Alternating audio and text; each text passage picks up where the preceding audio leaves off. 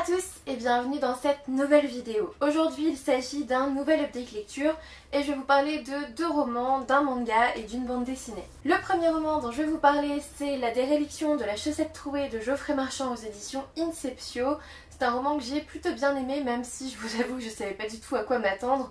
J'imagine que vous, en lisant ce titre, vous ne savez pas trop de quoi ça parle quoi. Enfin clairement, même en lisant le résumé, j'étais un peu paumée, un petit peu dubitative aussi parce que rien que dans le résumé on voit que l'auteur il a une plume très particulière. Alors déjà ce qui m'a beaucoup plu dans ce roman c'est la couverture. Elle représente vraiment très bien le roman. En fait cette histoire c'est une sorte de dystopie, mais une dystopie très originale. Enfin j'en ai jamais lu des comme ça. On est très loin du young adulte hein, pour le coup quand même. Et donc on va suivre Vincent qui est programmeur, qui est tout seul dans son appartement et qui ne sort jamais parce que l'air est devenu irrespirable quand il était enfant et du coup tout le monde a cessé de sortir de chez soi en fait. Tout le monde est resté confiné dans des petits appartements et le seul moment où on bouge c'est quand on grandit, qu'on trouve quelqu'un sur internet, enfin voilà, tout passe par internet, tout passe par les ordinateurs, que ça soit votre liste de courses ou même les rencontres. On va avoir des sites de rencontres où vous avez une note arbitraire, c'est-à-dire en fonction de votre physique, de votre intelligence, de votre utilité aussi, on va le dire carrément. Et voilà, donc vous voyez bien où je veux en venir au niveau critique de la société, etc. Hein, bon, on a des réflexions profondes dans ce roman que j'ai beaucoup aimé, je vais pas forcément vous expliquer en détail, parce que je pense que j'en ai oublié de toute façon, mais ce que j'ai beaucoup apprécié c'est que dans certains paragraphes on voit vraiment la critique de certaines choses, ou en tout cas l'invitation à réfléchir sur certaines choses, c'est surtout ça. C'est pas une vraie critique, même si on voit où l'auteur veut nous emmener, mais vraiment on essaye de vous faire réfléchir sur certaines choses. Que ce soit les nouvelles technologies, même si on ne les diabolise pas non plus hein, dans ce roman, les nouvelles technologies ne sont pas là pour faire du mal aux humains, c'est voilà, c'est plutôt le contraire, vous êtes plutôt bien là-dedans, même si on voit que l'humain en devient totalement dépendant en fait, il fait que ça en fait. Vincent il reste sur son PC H24, voilà, et il est tout seul dans son appart, et son seul ami on va dire, c'est un petit bot, vous voyez une petite intelligence artificielle qui lui parle de temps en temps, voilà.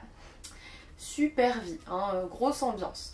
Sinon, tout va changer dans la vie de Vincent lorsqu'on va lui apprendre que son cousin, qu'il ne connaissait pas, est décédé. Du coup, il va avoir accès à ses archives et il va tomber dans un réseau de cyberterrorisme.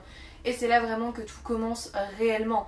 Hein, on a la mise en place, bien sûr, de l'histoire, mais à partir du moment où on va rentrer dans ce cyberterrorisme, on va avoir plein de réflexions sur plein de choses et c'est méga intéressant. Je dois vous avouer que j'ai été bluffée par ce roman parce que je ne m'attendais pas à une telle qualité d'écriture et puis surtout à une telle réflexion sur énormément de choses. Vraiment on touche à plein de thèmes différents. Après je dois quand même avouer que Geoffrey Marchand fait bien partie des auteurs sadiques de la maison d'édition Inceptio, comme Elina, comme Lizzie Amaro. Bref, il n'y aura pas de suite tout de suite, il l'a bien dit, et pourtant la fin appelle une suite. Alors j'ai pas été vraiment satisfaite par la fin, je l'ai pas trouvé vraiment logique. C'est pas que je voulais pas que ça se finisse comme ça en fait, j'avais pas vraiment d'attente concernant cette fin, mais j'ai eu l'impression qu'on posait la fin comme ça, voilà. Alors que 2 pages avant, on disait que c'était pas très utile de faire ça, voilà. Après, ça pousse aussi à réflexion, c'est toute l'ambivalence de certains personnages. Et bref, ce que je dirais quand même, c'est qu'au niveau de la plume, on va avoir droit à des comparaisons que vous n'êtes pas prêt d'oublier. Voilà. Geoffrey Marchand, il a l'art de la métaphore, l'art de la comparaison, bien trempé, bien cru, qui va secouer un peu son lecteur. En gros, il va lui dire "Eh oh, t'es toujours avec moi, tu me suis toujours dans ce récit ou pas?" Parce que vraiment, il y a des comparaisons, je vous jure, je les ai lues 2 fois hein, en me disant "Mais c'est pas possible, il a pas pu écrire ça." Si. Voilà, donc c'est un roman qui m'a plutôt bien plu, même si la fin m'a laissé un peu sur ma faim. Mais vraiment, je suis plutôt contente de l'avoir découvert. J'ai découvert une plume assez intéressante et puis surtout une toute autre façon de faire une dystopie. Alors là, pour le coup, on n'est pas dans les dystopies habituelles. Et du coup, j'ai trouvé ce roman franchement rafraîchissant. Ensuite, je vais vous parler de La Voix des Ombres de Frances Hardinge. Je sais pas si c'est dit comme ça, hein, je vous le dis tout de suite. Aux éditions Gallimard Jeunesse. C'est un roman dont je n'avais pas repéré la sortie. En fait, je l'ai vu en librairie. J'ai été attirée par la tranche verte. Et ensuite, le résumé a achevé de me convaincre, mais je me suis dit ok tu l'achètes mais tu le lis tout de suite parce que c'est quand même une brique de 500 pages et du coup si je l'avais laissé dans un coin je l'aurais jamais lu. Et pourtant c'était une très bonne lecture pour moi. Dans cette histoire on va suivre Make Peace, donc faire la paix, voilà. Make Peace qui vit dans un vrai village de puritains, d'où son prénom d'ailleurs, avec sa mère. Il va se passer quelque chose, elle va être entraînée à se protéger des fantômes. En fait, on va découvrir dans cette histoire la famille de Make Peace et surtout la famille de son père qu'elle ne connaît pas. Et vraiment, on va voir se dérouler devant nous une véritable fresque familiale. Tout ça dans un monde un peu fantastique parce qu'il y a des fantômes qui peuvent venir dans le corps de Make Peace, alors pas forcément pour prendre possession d'elle, mais pour profiter de son corps pour survivre en fait tout simplement. Et on va vraiment découvrir chaque personnage de sa famille qui est vraiment pas très commode et tout ça dans un contexte historique assez particulier parce qu'on va être à peu près dans les années 1600 parce qu'on va suivre la rébellion du Parlement contre le roi Charles Ier. Alors un roi Charles Ier fictif hein, bien sûr, mais voilà, on va être dans un contexte historique assez sympathique, moi j'ai trouvé, j'adore quand il y a une donnée historique, et tout ça dans un registre assez fantastique avec cette histoire de fantômes, etc. Et là-dedans il y a plein de stratégies pour aider la couronne ou pas, pour aider les rebelles. Voilà, on va vraiment être dans un très bon roman, très bien ficelé, une belle intrigue, des personnages assez riches et attachants.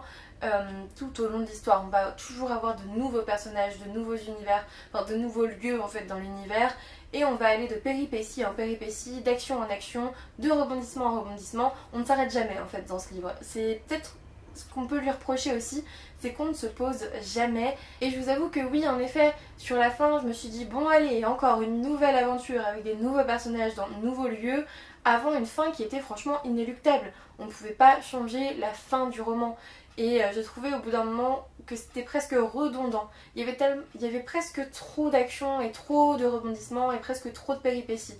En fait à la fin je commençais à me lasser en me disant mais quand est-ce que ça va se terminer?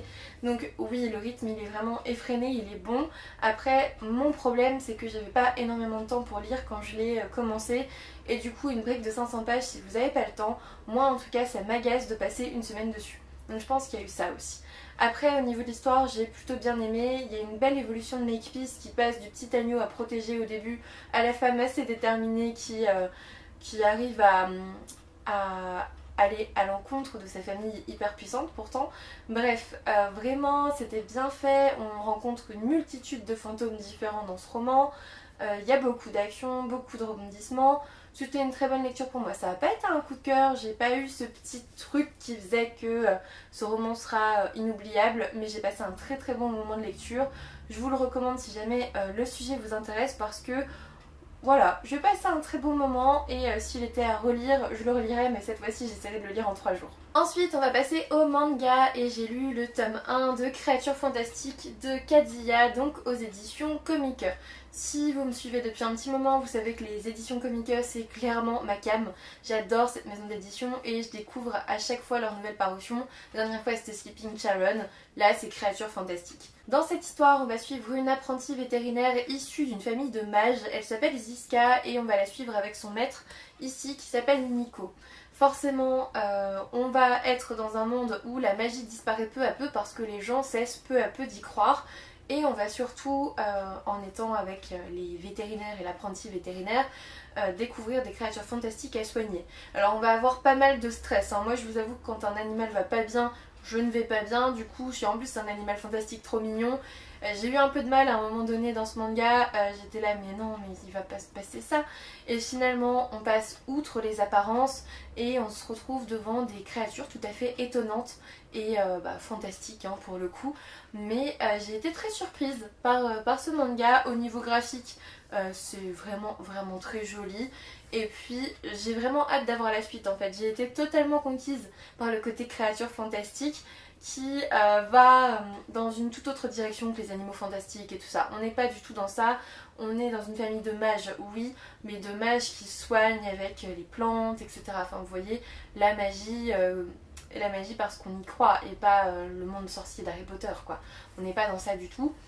Surtout qu'il y a quasiment plus personne qui croit à la magie à part Ziska, donc voilà. Donc voilà, si vous avez envie d'un petit manga fantastique assez sympathique, je vous recommande ce tome 1, j'ai passé un très bon moment de lecture et j'ai hâte d'avoir la suite. Et enfin, je vais vous parler d'une bande dessinée, il s'agit d'un tome 2, le tome 2 de Lemmings de Chris et Besson, donc ça s'appelle Les Gemmes Bleues. Et c'est paru aux éditions Kenes, que je remercie pour l'envoi de cette bande dessinée. J'avais eu la chance de découvrir le tome 1 l'an dernier, je vous avoue que je m'en souvenais plus du tout. Mais plus du tout, en fait au bout d'un moment on lit tellement de trucs qu'on ne se souvient plus de toutes les histoires. Et surtout les BD ça passe vite dans ma tête, c'est un truc de fou. Et du coup j'ai relu le tome 1 avant de lire le tome 2 en janvier.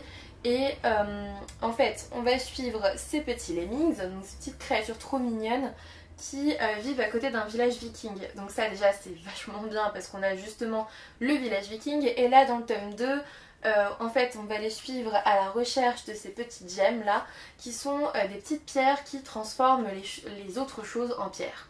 C'est-à-dire que si vous captez la lune avec ces petites pierres, vous transformez ce qui est au bout du rayon en pierre. Et c'est plutôt pratique parce que là on va avoir une menace qui plane sur le peuple viking, une menace ancestrale, voilà. On va avoir de la trahison, on va avoir de l'action et puis on va surtout avoir une recherche des gemmes bleues pour sauver le peuple viking mais aussi le peuple des lemmings.